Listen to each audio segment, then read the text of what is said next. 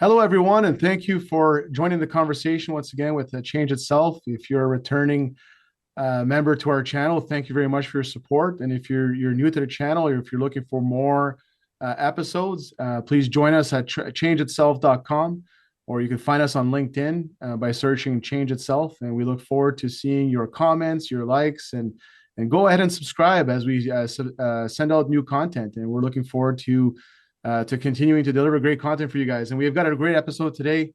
We're joined with Eric Demers once again. Hi, Eric. How you doing?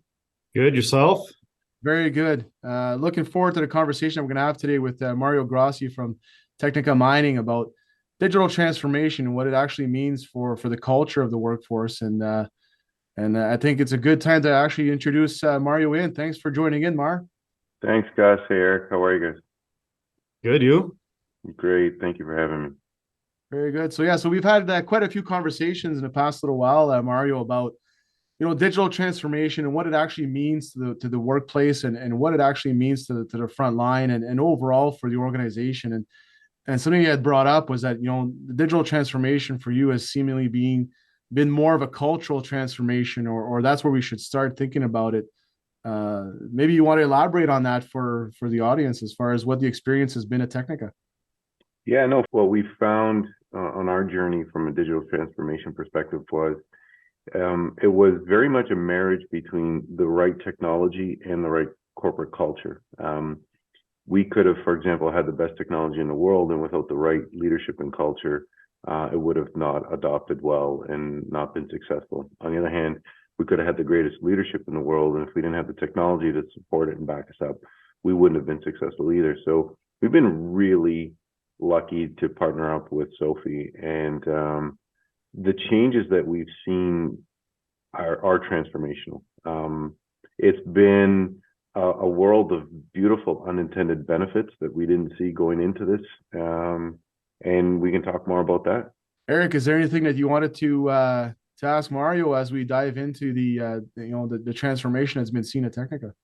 Yeah, it was fun to start planning for this episode and talking about it and looking at it from the perspective of a cultural transformation as opposed to a digital transformation, because for a long time that's how I saw it, talked about it, participated in it from that perspective. And only after we start talking about it, getting to reflect on it in the last week or so, do I really start to see how it goes hand in hand. They're both happening kind of symbiotically. Some of it, like, you can't have one without the other, and it's fun to get to watch and interact it and promote it, and to like do little things to try to like influence the culture and steer the culture through like really, really small actions. So Mar, maybe want to share on some things that you've kind of seen or done or observed. I know you're on it all the time, and you're checking the platform and messaging us or sending us email or positive recognition I saw this morning.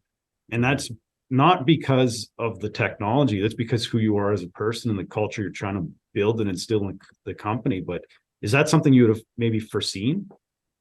No, I didn't see it coming at all. And I think that's where I go back to the point of, we could have had the greatest culture and leadership here at Technica, but without having that platform in Sofvie that allowed us to be so present in the workforce. And so if I back up a little bit to talk about culture, one of the things that, Eric, you've known this in our experience at Technica, starting from a small company, and we're looking forward to be able to conclusively prove it with data, but we do know from our experience that an engaged worker is a safe worker, is a productive worker, is someone who's going to be really present at work and going to be to their best ability. And so when we're small, we were able to forge those relationships. We were able to know everybody's names, child's names, birthdays, and it was great. When you have a small company of 5 to 10 people, it's very easy to do. As you grow to 400 plus people, it becomes increasingly more difficult. From a leadership perspective, the leadership team still had that same mentality, that same entrepreneurial drive to be the company that we are today, but we still needed a tool that enabled us to be connected to our workforce. And so when we first started our digital transformation, it went from, okay, so let's go from paper to paperless. And then we decided, oh, wow, okay, so we're going to get this data. What are we going to do with the data? But then something beautiful happened with Sofvie, and absolutely unexpected was that ability to be in communication with our workforce, that ability to see who we were as an organization culturally, because we knew that good culture equaled good performance. And so Sofvie allowed us to be in contact with our workers. It allowed us to really amplify our positive recognition. Every worker deserves to go home safely at the end of the day. Book a demo with Sofvie to discover how their groundbreaking EHS management software empowers workers to proactively avoid hazards and how organizations like yours can cultivate a stronger work culture.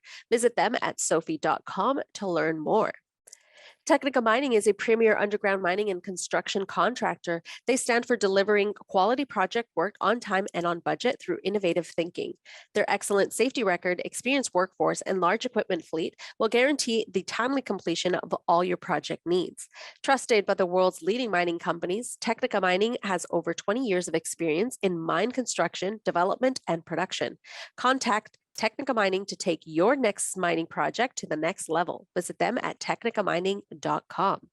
Change Itself is produced by Crownsmen, the voice of industry. Check out more, including The Crownsman Show, Mining Now, The Building Energy Show, and Agriculture Now at crownsman.com.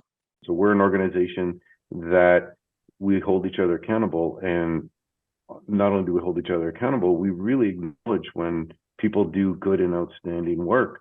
What that does is it continues to build the culture of the organization. It continues to build a presence with everybody at work. And then by default, we end up having a safer, more productive workforce.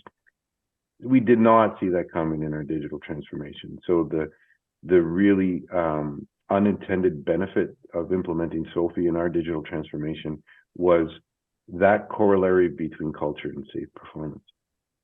One of the occurrences, so you talk about engagement, and it's like the alignment is without a doubt there because who we are and we work together so much. It is something that, you know, I fully believe in, and it's not even something we talk about, but it's just a thing that's there, that we understand that engagement is, you know, is meaningful. That actually leads to safer, better performance. Kind of on that topic, one of the things that I have realize as we've been down the digital transformation journey, the impacts, positive and negative, that it can have on culture. And then you kind of got to watch sometimes.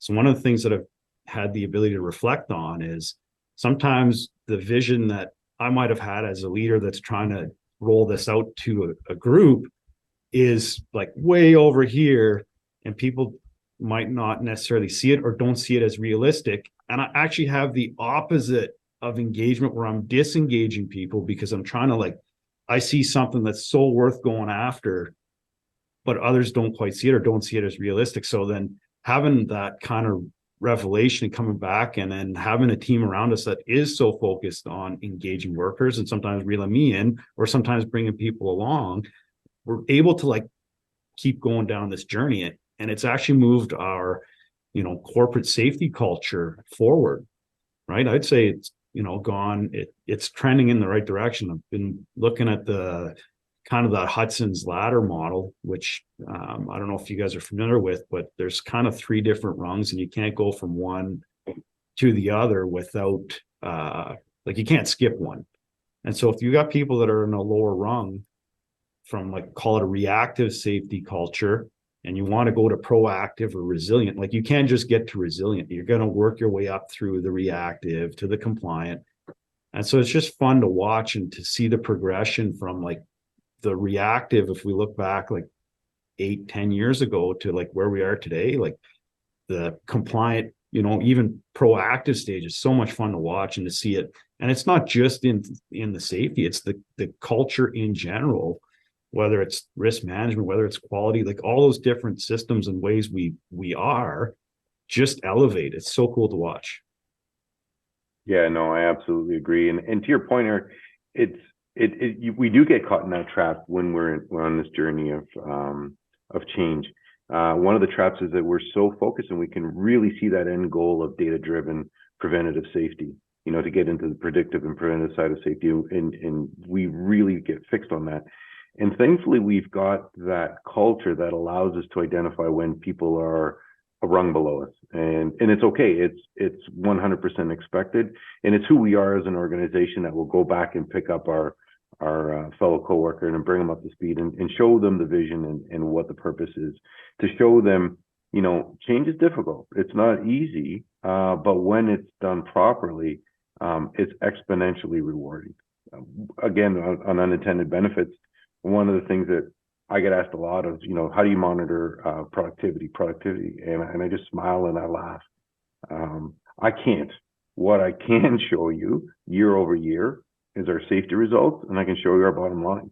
So one day in the future, we'll be able to watch this podcast and people will see what we see, Eric. People will see that when you have an engaged, culturally strong workforce, you're going to have a safer workforce and you're going to be at your ultimate productivity levels. That goes without saying. I mean, you can see some of the projects that we're working on now, some of the KPIs that we're hitting from a productivity standpoint, but more importantly, where we're at with our safety and our compliances and our engagement. I've never seen that before as our existence as Technica. You know, I actually don't think you're Mario, going to have one without the other. Yeah. and Mario, like for people tuning into the conversation, what's happening as well is, I mean, there's an evolution, right? And it's been a progressive journey for you guys. So a lot of times we look at, you know, the end results of our journey, and we can celebrate on what those end results look like. But maybe if you give us a little bit of a glimpse of the past, or as far as, you know, when you decided, okay, we are going to start this digital transformation to where you are today, and what that journey was like for you. I think it would be a cool experience to walk our audience through. Yeah, no, and I love telling the story because it's kind of fun.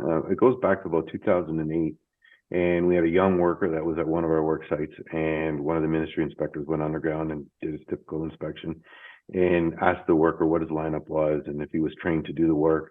And of course, anybody gets pulled over by a police officer or a ministry inspector, and you're young, you're going to panic and you're going to have moments of uncertainty. And so the poor kid's like, I don't know, and I don't know, and I don't know.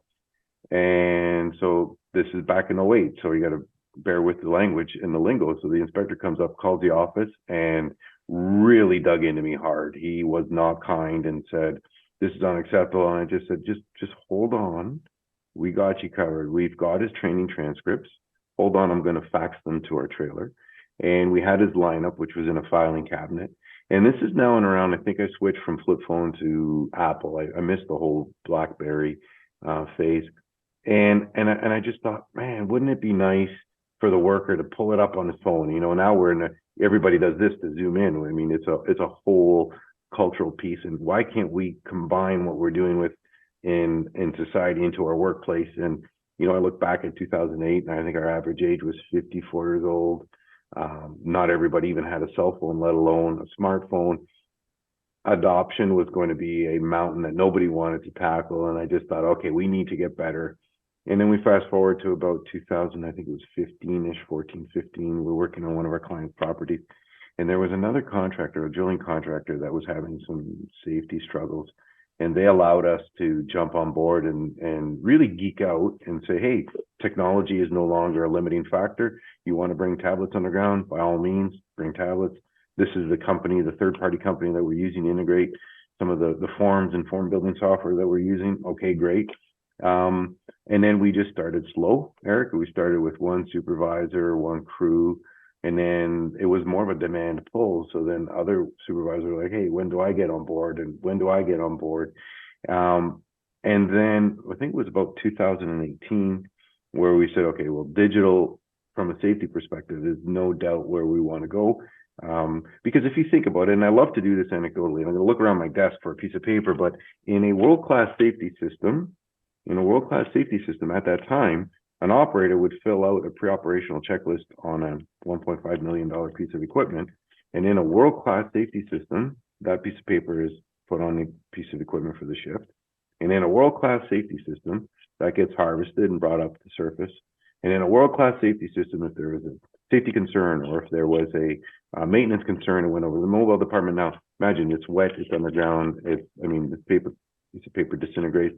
And there's so many human interaction points that at the time was defined as a world-class safety system. And that just didn't align with who we were. It didn't align with our ability and our drive to be better And we just said, no, this is not acceptable. We are way better than this. And at the same time, nobody was willing to go that step further once we harvested the data. And so when we started internally building a safety platform, we knew just by our experience that it had to be about the worker. It had to be about making it easier for the worker, because we knew that change is going to be difficult. And then when we went to market, we needed to find a software that was going to be about the worker, that was going to be easy. But again, most importantly, is once we were able to harvest that data, what we were going to do with that data, what we were going to see about our trends, what were we going to see about safety that we couldn't either quantify, or we didn't know, or we couldn't prove, or we just didn't see. One of my favorite examples, we talked about this thing, and we called it an anomaly because we couldn't explain it, but it was the spring-fall effect. Remember, Eric? So every spring and every fall, we would see this spike in incidents and accidents, and we really couldn't put our finger on it. So what do? We call it an anomaly, and we just identify it and move on. We knew from a leadership tool perspective that if we talked about it, that we could change the outcomes. We knew that if we didn't ignore it and we sparked conversations and we created some energy around it, we saw that we would really curb those trends. But we still couldn't prove it. It was this thing, and in mining is a very tangible industry. And so if you can't prove it, it doesn't exist. Although Eric and I 100% can prove it year over year that it really does exist. And so enter Sofvie. Now we're starting to see the data that is something that we didn't really see before. We're starting to really quantify the human element in safety, and it's a phenomenal journey. It's something that I recommend every company experience. You really get to know your organization. And most importantly, one of the things that I want to move from is I used to remember in our industry, we would applaud ourselves or pat ourselves on the back on a root cause analysis after an investigation post-injury. And we'll talk about post-injury because incidents, okay, they're fine. At least no one got hurt. But an injury, it hurts. And especially if it was a critical, and we've been lucky, obviously not to have fatal injuries. But we would often do these investigations and spend hundreds of man hours and stop operations and really dig into the investigation and actually be proud of ourselves that we got to the root cause and we put in controls in place to either eliminate or control the event from happening again. And the industry and some players still do applaud themselves for that effort. And I just think, no, that's not where safety needs to be. We need to be in a position where we prevent that incident or accident from occurring in the first place. We are able to gather enough data to get better at what we're doing. Now, when you're an early adopter into the digital space of safety, it's going to be difficult. But I think when we prove to the industry and other industries what we're able to do with finding an easy way to harvest the data and then interpreting that data and getting into the predictive and prescriptive side of safety, I think I know it'll be transformational. Yeah, and I think, something that, that comes up, I know from my side, it comes up all the time where there's definitely a growing appetite, right, to take on new tools and to imagine a new future.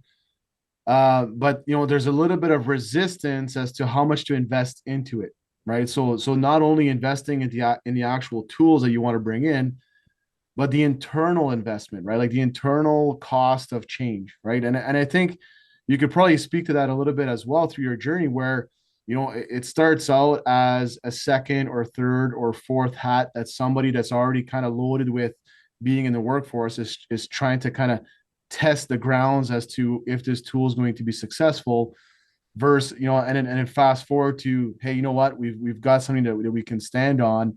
We need to dedicate some resources to really see this through because there is definitely a resistance to change no matter what the systems are, no matter what the technology. So I don't know if you want to elaborate on that as far as like how your experience was to, I wouldn't say combating the change, but to see it where it's a gradual ascent rather than a constant, fluctuating line of performance, if you will, right? Yeah, our journey was really, I would say, blind. We our senior leadership team absolutely saw the value. And I think to Eric's earlier point is, we see where it could go, and then we got to get everybody caught up. Now, looking back, what I would recommend to anybody is that it has to be equal parts leadership, equal parts technology. And it doesn't matter what technology you're implementing. It goes back to the piece of, I'm going to have the best software in the world, the best piece of equipment in the world. If I don't have that drive for change, if I don't have management on board, mid-level management, and then every person in the organization aligned on what the end value is and the end game is, it's not going to work. If I have any expectation of buying, we'll say, a software product or a new piece of technology and not putting training in place, not putting an owner and an owner team in place, it'll fail. We've learned that with some of the equipment that we've bought. We've learned it definitely in our journey, in our digital transformation on safety. It has to be owned at all levels of the organization. And to your point, Gus, if you're committed to that change and you're going to invest in the change because you do see the end results that Eric and I are enjoying, you have to be committed to it. You do need a team in place to make it successful. And again, we say we have the benefit of hindsight looking back, and it's been about, about a 5-year journey now. I'm sure there were things Eric and I would do differently, only because we just didn't know, right? We were going through a whole journey of transforming an industry that's driven by safety from a paper-based to paperless to data-driven. I mean, the amount of change is almost incomprehensible. So yeah, we have the benefit of looking back, saying, oh yeah, sure, I would do this differently, I would do this differently, I would do this differently. But to your point, Gus, one of the things I would absolutely recommend any peer, anybody going down this route, is putting in a real champions team on behalf of the organization that does represent the leadership vision, that does see the end value, and is relentless, because change, to your point, doesn't come easy. Right on. No, I appreciate that. And I think, like something that we've discussed a lot, and I've actually discussed it with quite a few people. It's a wide known fact in the mining sector, right? Is that, there's definitely a race to be second, because, and in a context of, we want to make sure that someone takes on that brunt impact of disruption, so that we can learn from them, so that we can do it smoother to reduce the impacts of our operations, so that we can continue producing at the highest level. And I think there's probably something that you could probably advise on that side, to say, like, there is definitely some hurdles at being first or being at the forefront of change. But there's definitely some really, really sweet outcomes that you can expect. Maybe you want to touch on that a little bit.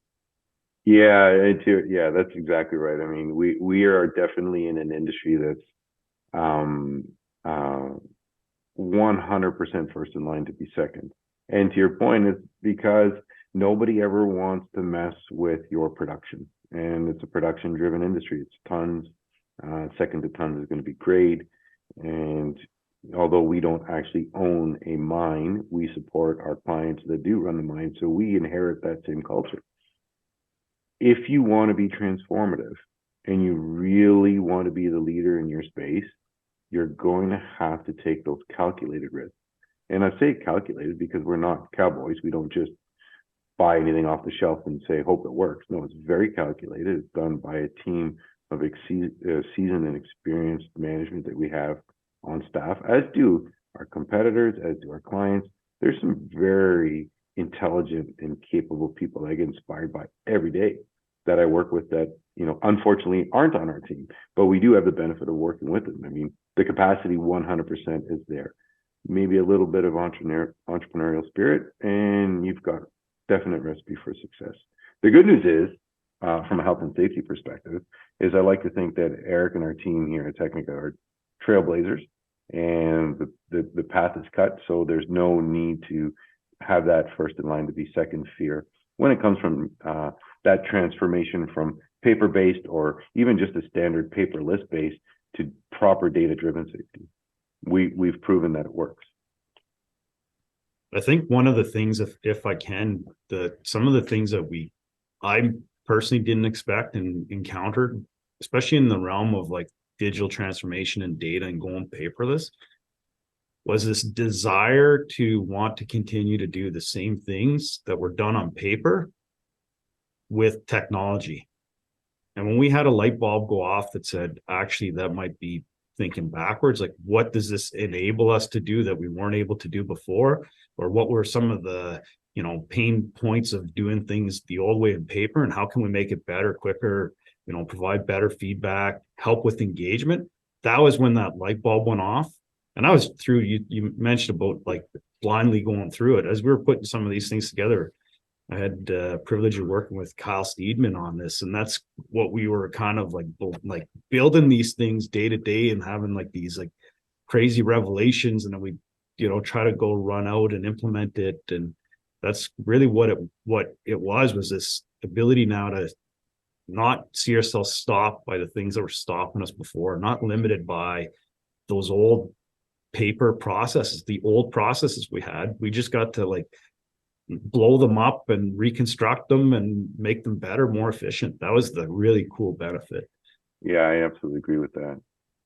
I mean, and the benefits continuing to continue. I mean, one of the things I shared with, so every year, Gus, I'm sure you've heard, we have a Technica Day. And so we stop our entire operations. We stop, and because we're 24/7, we stop our night shift before, the day shift of, and the subsequent night shift again. So we get everybody in a room and we just review the year, talk about some of our successes, some areas for improvement. We have a few guest speakers, have a really good lunch, and it's towards the end of the year, so we wish everybody happy holidays, give away some swag, and it's really a part of that face time. It's about maintaining that corporate culture that's important, because as you grow to 400 people, it's hard to keep tap on everybody. It's hard to keep that same culture that we had before. So what does this have to do with our safety platform? Well, interestingly enough, it gives me a dashboard from a 30,000 foot level that I can see everything in the organization, and I can drill right down to the lineups that were issued today. And no different than I explained to the guys and the people at our year-end safety meeting. It's like, when you're on Instagram and you follow somebody and you almost feel starstruck when you actually meet them, because you feel like this person just from their posts and what they're doing, what their likes and dislikes are. And I'll pause that for a second and just digress quickly. In the genesis of Technica, I look back in some of our sacred cows, some of the stuff that I just personally couldn't let go. One of them was payroll. And the reason why I couldn't let go of signing checks was because in the early days, sometimes holding on to those paychecks to a Thursday afternoon was the difference between our company staying afloat or not, because I knew they wouldn't clear the bank until the Monday or Tuesday. Like, that's how experiential it was going from a 30-man or a 5-man company to a 500-person company. And so you hold on to these tools, these things that were your secret to your success, and they're like your sacred cows. They're the reason why you are where you are today. But releasing payroll, what was very difficult for me, it didn't matter how much money in the bank. It didn't matter that everybody wanted to go EFT. It was, no, I need to sign paychecks. And what I didn't realize by signing paychecks was I remembered everybody's name. I could tell who was working regular time and overtime. I had a general idea where people were working, and it had me able to put my finger on the pulse.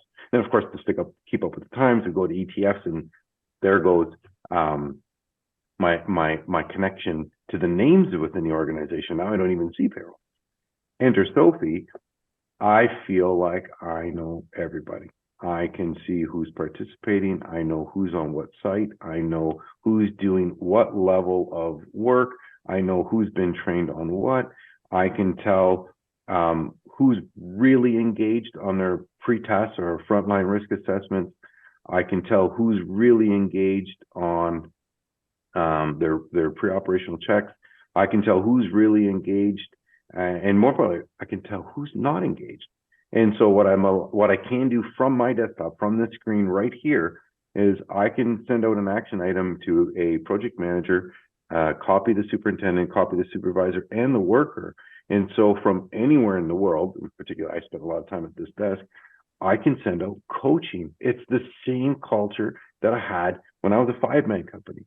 So when I was a 5-man company, I can go tap the worker on the shoulder and say, hey, I really think that you can put a little bit more thought into what happens when you flip a blasting mat more than just a pinch finger. I think if that rigging fails, I don't know if you're going to be under it because you're going to have good rigging practices, but if it slips and fails, that'll snap your leg like a popsicle stick.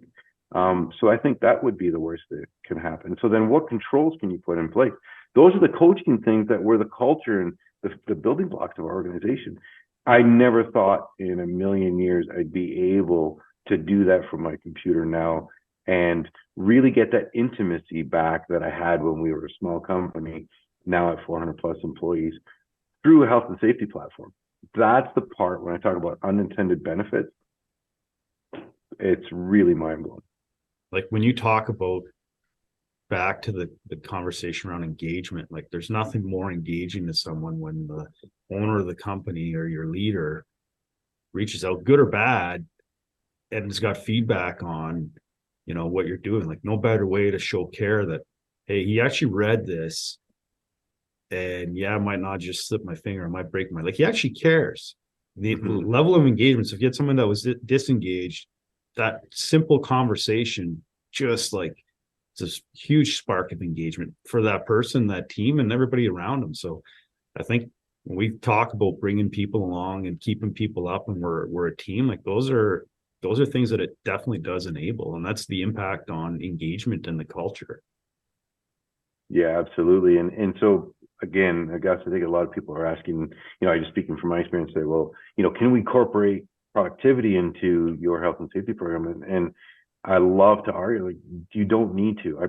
I'll promise you, and I think eventually, Eric, one day we'll be able to prove it, but I know this to be true, no different than I know that an engaged worker is a safe worker, that an engaged worker is a productive worker. And when we can get to that level of granularity where we feel that we're watching almost everything, and it's not from a big brother perspective, it's just that we're involved and we get to see and we get to coach and we get the feedback, what our workforce is providing us with respect to how things can be done, how things can be done safely, other ways of, especially in construction, other ways of accomplishing our work that is safer and faster. Next thing you know, you have 400 people that are driving for that common cause. Once again, I say this repeatedly with a big fat smile on my face, is I never expected this from the health and safety platform, because it's probably the closest tool to bring to be a cultural platform. And again, it's an experiential thing. It's something that you'll have to try, use, and see and feel to believe. But one day we'll show that the engaged and high or strong corporate culture is what gives us that level of productivity that people are trying to spend millions of dollars on with these short interval controls. And I think there's a time and place for every type of software. But when you have an engaged human being at work, the best short interval controls will never surpass that. No, and you know what? I think, as we know, this conversation can go on for a long, long time. And one of the things that we do want to leave the audience with is, if you want to learn more from Mario, or from myself or from Eric, all of our details are going to be in the description as to how to get hold of us through LinkedIn. And please offer your comments on this video. We'd love to hear back from your thoughts on how we can transform the workplace through safety leadership and a cultural transformation, which could be from a digital perspective, but ultimately, most of the digital tools are there to support your culture and how you want to go forward. And maybe what we can do, Mar, is we can also invite everyone that's going to be attending PDAC 2023 in Toronto. We will be there live, and we will be sharing more stories. So if you're interested into joining that conversation live on the scene at PDAC, please just drop us a message and we'll let you know how you can get involved. And we look forward to having that conversation in March with everyone. And I'd like to thank you, Mario, as well for joining in today in the conversation and sharing your experience with everybody out there. And Eric, as always, great to get together and have these conversations, right, about how to really support that change and really support that transformation that we're seeking in so many industries. Absolutely. And thanks for taking the time, Mar. And it was another great episode. So thanks a lot, guys. Thank you guys for having me. Really appreciate it. I could talk about this all day long. So happy to see everybody at PDAC. Awesome. And again, a reminder for everybody on our YouTube channel, go hit that ring that bell so you get notified on our new episodes. And you can also keep up on changeitself.com with all the content and go back to previous content as well. And of course on LinkedIn, where this is our favorite platform to share on LinkedIn. You can hit us up on Change Itself on LinkedIn and check out what we're doing there. So till next time, we wish you well, and we will see you on our next episode.